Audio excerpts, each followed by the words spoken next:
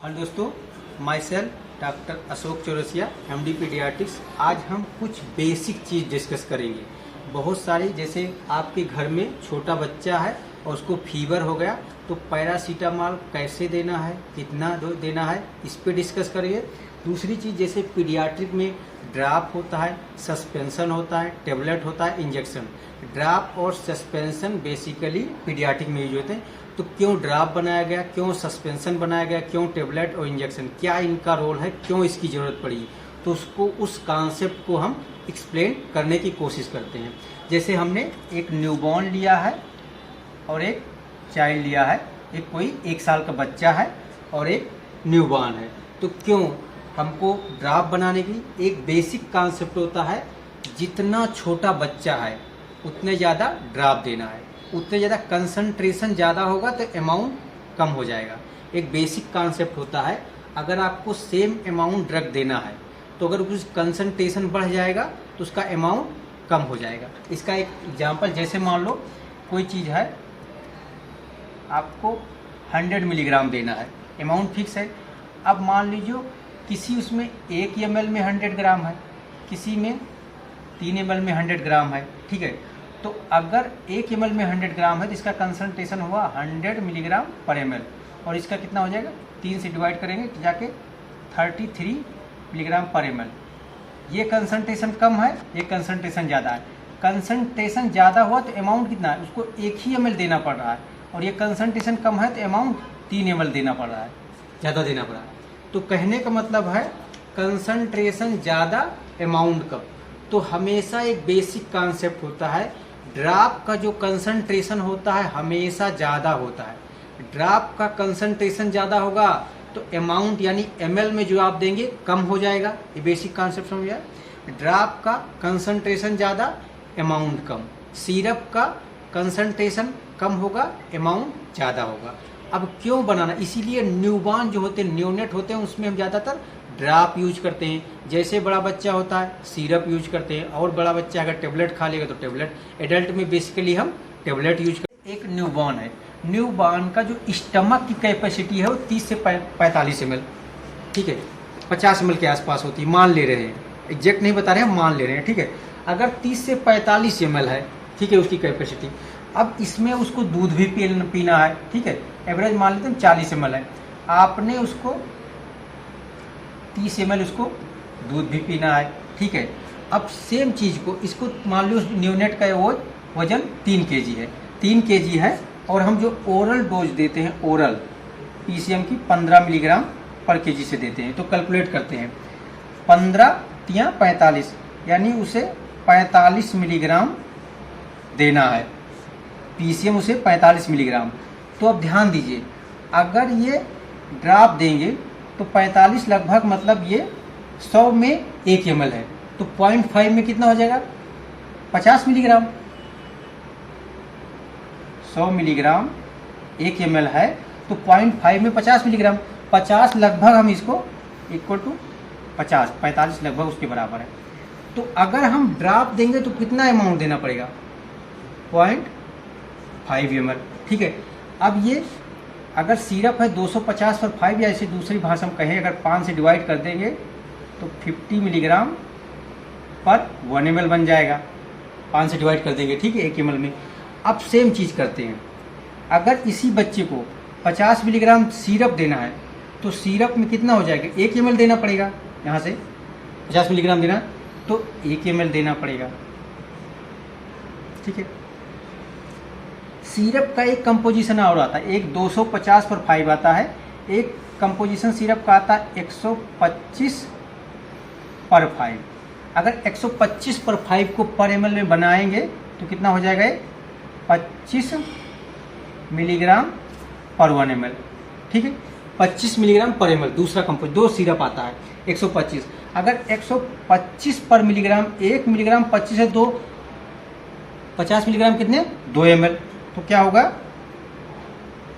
2 ml देना पड़ेगा, ठीक है, 2 ml देना पड़ेगा। अब इसके साथ जो न्यूनेट होते हैं उसको मान लीजिए कैल्शियम भी देना होता है, विटामिन D3 भी देना होता है, 1 ml विटामिन D3 मान लो 3 ml ये देना है, ठीक है, ये देना है। प्लस दूध भी है। अगर न्यूबॉर्न का पेट छोटा है, अगर आपको 2 ml देंगे, ये 2 ml, और ये कैसा देना हो, TDS देना होता है। TDS कभी कभी तो QID दिन में 4 बार देना होगा, ठीक है। स्टमक की कैपेसिटी कम है, ज़्यादा अमाउंट दिए, आप पता लगा बच्चा वोमिट कर देगा, आपका दवा इफेक्ट होगा, कोई फायदा नहीं हुआ। इसलिए जितना अमाउंट कम हुआ, क्योंकि उसका पेट ही छोटा है, इसलिए अमाउंट कम से कम जाए, उसके लिए कंसंट्रेशन ज़्यादा होना चाहिए, और ड्राप में कंसंट्रेशन ज़्यादा होता है। इसलिए आज से आप लोगों को कॉन्सेप्ट क्लियर होगा कि हमेशा न्यूनेट में ड्राप क्यों यूज करते हैं, क्योंकि ड्राप का कंसंट्रेशन ज़्यादा होता है, अमाउंट कम जाएगा तो वोमिट नहीं करेगा, ड्रग इफेक्ट होगा। जैसे जैसे बड़ा बच्चा होगा वो ज़्यादा अमाउंट लेगा, उसके स्टमक का कैपेसिटी बढ़ेगी, वो सिरप। तो इसीलिए बेसिकली हम लोग न्यूनेट में तो सिरप ही यूज करते हैं। न्यूनेट क्या, इवन 1 ईयर तक हम ड्राप यूज करेंगे, 1 to 5 ईयर के बीच में सिरप, और 5 साल से अगर ज़्यादा है तो हम टेबलेट। ये तो ओरल हुआ। अगर IM है, इंट्रामस्कुलर है, ठीक है, या सबक्यूटेनियस है, इंजेक्शन है, तो किसी एज में यूज कर सकते हैं, उसका तो कोई वो नहीं है, ठीक है। तो ओरल में आपका ड्राप हो सकता है, सिरप हो सकता है, टेबलेट हो। ओरल मतलब जो इंटरल रूप से माउथ के थ्रू दो। इंजेक्शन तो यहाँ लगाना, उसके लिए कंसंट्रेशन बहुत वो मैटर नहीं, वो सबके लिए सेम होगा। तो आपको ये कॉन्सेप्ट समझ में आए। अब दूसरी चीज़ जो हम यहाँ पे एक पैरासीटामॉल का लेके एग्जाम्पल समझा रहे हैं, बाकी ड्राप बहुत सारे एंटीबायोटिक सिरप के भी ड्राप आते हैं, ड्राप भी आते हैं, सिरप भी आते हैं, टेबलेट भी आते हैं। तो वही कॉन्सेप्ट सेम रहेगा। अगर ड्राप रहेगा कंसंट्रेशन ज़्यादा होगा, अमाउंट कम देना पड़ेगा एंटीबायोटिक। सिरप होगा थोड़ा सा ज़्यादा होगा, और अगर एज अप्रोप्रिएट है टेबलेट ले ले। टेबलेट तो इतना छोटा सा, उसमें बहुत कम होगा, ठीक है। तो टेबलेट आसानी से, लेकिन टेबलेट छोटे बच्चे टेबलेट खाएंगे नहीं, तीखा होता है, उगल देंगे, ठीक है। इसलिए वहाँ पे हम ड्राप सिरप का कॉन्सेप्ट, तो ये ड्राप सिरप क्यों देते हैं, इसका कॉन्सेप्ट बहुत ज़रूरी है जानने के लिए, ठीक है। अब दूसरा हम क्या आते हैं, पैरासीटामॉल PCM का जो है डोज, अलग अलग रूट से अलग अलग डोज है, बहुत इंपॉर्टेंट है, ठीक है। जब हम लोग के DCH का एग्जाम होता, DCH में जब कोई एकदम फेल होने की कंडीशन में होता, तो उनसे ये क्वेश्चन पूछा जाता है, आप ये बता दीजिए, ये डोज तो पास कर देते हैं। PCM सबसे कॉमन ड्रग है, तो IM जो होता है 5 मिलीग्राम पर kg पर डोज होता है, IV जो होता है 10 मिलीग्राम पर kg पर डोज होता है, और ओरल जो होता है 15 मिलीग्राम पर kg पर डोज होता है। एक चीज़ यहाँ पे नोटिस करने वाला, यूजली का जो डोज होता है IV की सबसे कम, इंट्रामस्कुलर सबक्यूटेनियस की उसके बाद, और नेक्स्ट जो होता है वो ओरल का होता है, ठीक है। नेक्स्ट जो होता है ओरल का होता है। लेकिन पैरासीटामॉल में क्या है, IV की डोज कम है IM से, ठीक है। अब डिपेंड करता है कि बात यह है कि कहाँ कौन देंगे। अगर बच्चा ओरल नहीं लेने लायक है, ओरली नहीं लेने का है, तभी उसी कंडीशन में हम पैरेंटल रूट से देंगे। पैरेंटल मतलब IM और वो, इसको बोलेंगे पैरेंटल। दो रूट से पैरेंटल और इंट्रल, इसको बोलेंगे इंट्रल। इंट्रल मतलब माउथ के थ्रू इंटेस्टाइन। इंट्रल रूट, मान लीजिए बच्चा बहुत ज़्यादा सिक है, नहीं ले पा रहा, तो अब आप कहेंगे IV देने के, IV की जरूरत, तो IM की जरूरत कहाँ पड़ी, IM की क्यों। मान लीजिए एक बच्चा आया, वो कन्वर्ज करते हुए, कन्वर्ज आपने एक कंडीशन पढ़ा होगा, फेब्राइल सीजर, फीवर के कारण सीजर, फेब्राइल सीजर है, उसको खूब तेज 102 के ऊपर 103-4 डिग्री एकाएक बुखार आ गया, बच्चा कन्वर्ज कर रहा है। तो क्या कन्वर्ज करते हुए बच्चे में इंट्रा लगाना आसान है, IV कैनुला डालना आसान है, नहीं लग पा रहा है। अब आप ऐसा तो नहीं बच्चे को कन्वर्ज करते हुए छोड़ देंगे, ठीक है, ओरल देंगे, समय लगेगा ज़्यादा इफेक्ट आने में। तो ऐसे कंडीशनों में एक ही मात्र ऐसे कंडीशन है, बच्चा कन्वर्ज कर रहा है, अब आपको फीवर के कारण, वैसे तो कन्वर्जन के लिए एंटी इपिलिप्टिक देना है, लेकिन चूंकि फीवर हाई ग्रेड फीवर है उसके कारण है, आप फीवर कम करेंगे, तो उस कंडीशन में आप इंट्रामस्कुलर इंजेक्शन लगा दीजिए, ठीक है। तो यही एक कंडीशन है जहाँ पे यूजली वैसे हम लोग IM यूज नहीं करते हैं। जब IM का डोज होगा तो 5 मिलीग्राम कर, IV यूज करते हैं या ओरल। IV बच्चा बहुत ज़्यादा सिक है तो हम IV यूज करते हैं, ओरली लेवल लेने में अनेबल है। IV का अलग अलग का कंसंट्रेशन भी अलग अलग, वो हम अभी, जैसे इंजेक्शन का कंसंट्रेशन मैंने बताया है, टेबलेट 500 और 650 मिलीग्राम का आता है। ये आप लोग इतना खा चुके होंगे कि आप लोग को भी याद होगा, 50 500 मिलीग्राम और 650 मिलीग्राम। इंजेक्शन जो आता है वो 10 मिलीग्राम पर ml, एक्चुअली आता है 1 ग्राम पर 100 ml, 1 ग्राम पर 100 ml।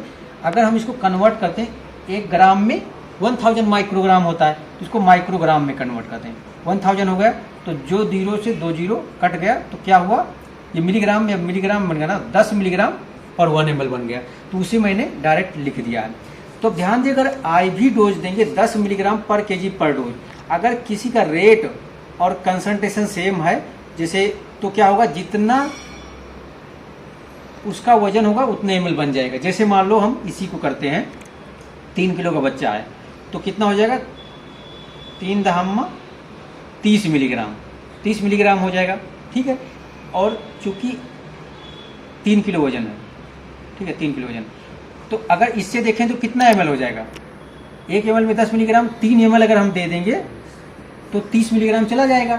तो देखिए जितना वजन है उतना ml आ गया, क्योंकि वही है कि 10 मिलीग्राम। अगर रेट सेम है, रेट और कंसंट्रेशन सेम है तो उतने ml, तो इसलिए IV का डोज हम लोग को कैलकुलेट नहीं करता, बड़ा आसान होता है। मान लो कोई 3 किलो का बच्चा है तो 3 ml TDS कर देते हैं, अगर नहीं कंट्रोल होगा तो QID भी कर देते हैं, सबसे आसान, क्योंकि 10 मिलीग्राम पर kg रेट से बन रहा है। अगर यही मान लो 5 किलो है तो 5 हो जाएगा, 5 ml TDS, 10 किलो है 10, ये आसान है, ठीक है। अब IM जरूरत बहुत कम पड़ती है, कैलकुलेट कर देंगे। मान लीजिए जैसे हमने कैलकुलेट किया 3 किलो का 15 मिलीग्राम हुआ, तो 15 मिलीग्राम तो 1 ml में 10 मिलीग्राम है तो 1.5 में 15 हो जाएगा, तो आपको 1.5 मिलीग्राम IM इंजेक्शन लगा देना। वैसे आज तक मैंने अभी यूज नहीं किया, जरूरत नहीं पड़ती है, लेकिन डोज है, मान लो कन्वर्ट कर रहा है बहुत ज़्यादा, उसमें जरूरत पड़ी तो कर सकते हैं। जो सबसे ज़्यादा PCM का यूज है पैरासीटामॉल का, वो ओरल है।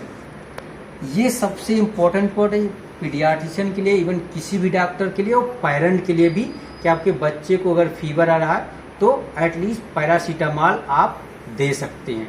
लेकिन ये जो मेरा वीडियो है ये स्पेशली डॉक्टर के लिए, पेरेंट इसको ऐसे यूज ना करें बिना किसी पीडियाट्रिशियन के एडवाइस के। अब इसको हम जैसे बता चुके ऑलरेडी, 3 किलो का बच्चा होगा तो 15 या 45, अगर मान लो वही 10 किलो का बच्चा होगा तो 15 धामा 150। अब 1 साल का बच्चा, 1 साल के ऊपर हम क्या करेंगे, सिरप यूज करेंगे। अगर आप इसको ड्रॉप यूज करेंगे तो कितना 1.5 ml हो जाएगा, क्योंकि 100 मिलीग्राम 1 ml में 1.5 ml हो जाएगा, ठीक है। अगर आप इसी को सिरप यूज करेंगे तो सिरप 2 तरीके का है, एक बन रहा है 50 मिलीग्राम पर ml, एक 25 मिलीग्राम, ठीक है। तो अगर 25 मिलीग्राम वाला यूज करेंगे तो आपका 6 ml हो जाएगा, 25 छक्का 150, ठीक है। और अगर आप इसको 50 मिलीग्राम वाला यूज करेंगे तो 50 तिया 75, 3 ml हो जाएगा, ठीक है। अब यहाँ पे आप कहेंगे यहाँ पे 3 ml 6 ml, 1 साल के बच्चे के लिए 3 ml 6 ml ज़्यादा अमाउंट नहीं है, क्योंकि उसके स्टमक की कैपेसिटी बढ़ के अब जाके 150-200 ml हो गया है, तो 150-200 ml आसानी से वो कर सकता है। तो ड्राप क्यों डेवलप किया गया, सिरप क्यों डेवलप किया, वैसे जैसे होता है ना कि प्रैक्टिस ड्राप दे दिए सिरप, तो बहुत ज़्यादा कन्फ्यूजन रहता है क्यों ड्राप सिरप। इसलिए ड्राप सिरप जो दोनों से काम हो जाए, सिरप दोनों का लिक्विड जैसा होता है, दोनों ऐसे होता है, तो क्यों जरूरत पड़ी। तो कंसंट्रेशन का डिफरेंस, उसके पहले लॉजिक क्या है, ताकि अगर बच्चे को आपने दिया वो वोमिट कर दिया तो डायरेक्ट तो वेस्ट हो गया, कोई मतलब हुआ। तो आई थिंक उससे आप पैरासीटामॉल के बारे में, ड्राप, सिरप और टेबलेट के कॉन्सेप्ट को समझ गए होंगे। और पैरासीटामॉल जो एक काउंटर द ड्रग है, आपको किसी भी मेडिकल स्टोर के अलावा किराना स्टोर पे अवेलेबल होती है, बहुत कॉमनली लोग सेल्फ ले लेते हैं। एटलीस्ट उसमें आप as a medico, as a MBBS student इतना बेसिक जानकारी होगा तो आपके घर से कोई भी फ़ोन आता है उसमें उसे, तो आप इतना मैनेज कर सकते हो। आई थिंक ये वीडियो आप लोगों के लिए काफ़ी हेल्पफुल, और बहुत सारे लोग को, अगर वीडियो आपको समझ में आया तो वीडियो को लाइक करें और मेरा चैनल डॉक्टर पीडिया @ AKC को सब्सक्राइब करें। Thank you.